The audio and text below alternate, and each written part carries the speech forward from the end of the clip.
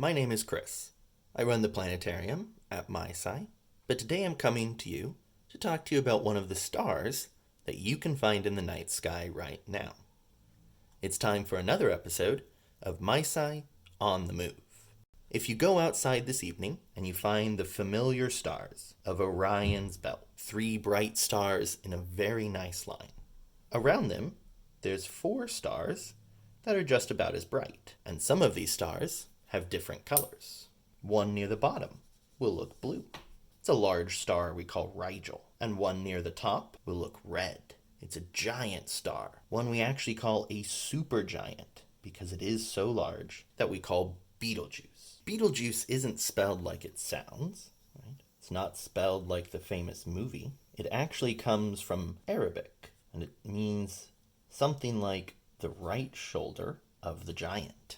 Because if you look in the night sky at the constellation Orion, what you'll see is that the 4 stars are supposed to be his body. There's 3 dim stars for his head. And if you were to stand like Orion does, Betelgeuse would be on your right shoulder. It's an enormous star, about 1,000 times as wide as our sun, but it's very cold. For a star, at least, it's about 5,000 degrees.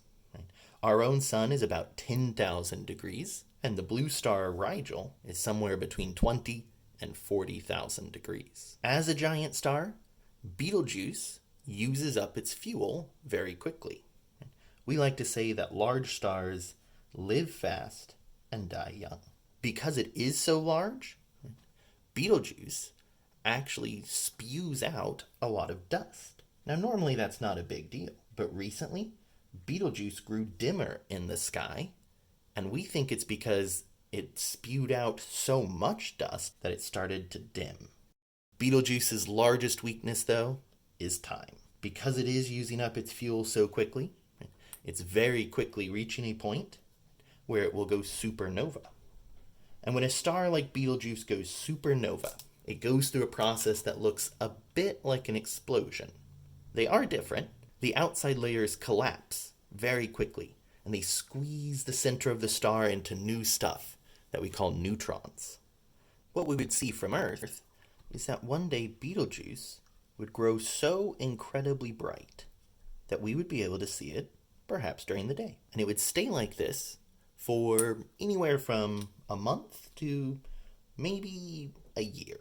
Then it would fade away, and we wouldn't be able to see the red shoulder of Orion anymore. To learn more about Orion and the other stars, keep an eye on our channels.